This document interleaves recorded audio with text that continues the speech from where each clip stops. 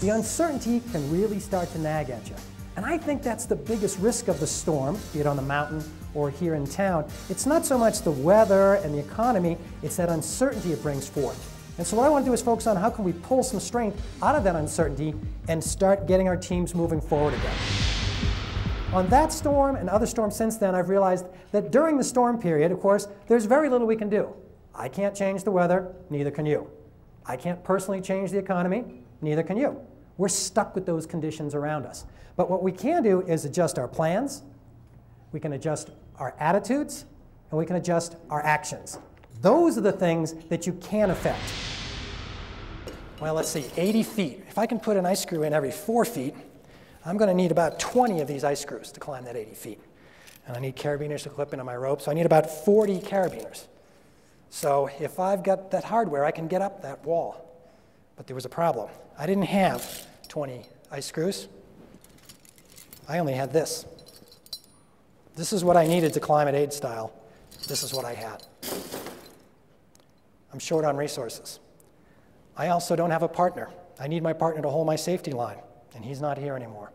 So I'm short on people. And with that meltwater dripping in on me, when night falls, how cold is it going to get in here? I'm going to be soaked, and I'm going to turn into a popsicle. So I'm short on resources, people, time, and I've got a big, big challenge. But as I look back on it, I realize those difficulties that we went through are exactly what allowed us to succeed later in that expedition. So the storm periods are not necessarily fun when they're happening. It's no fun when the economy's down and sales are down and we're a little worried about the numbers. But we can gather some strength during those storms to make ourselves stronger and better. The last 400 yards is the toughest 400 yards of your life because you're at 26,500 feet and you are just moving at a pace about like this for hours. But we know how much went into getting us there, all those years of other climbs. That team of 40 or 50 or 80 people that all put in work to put us in position.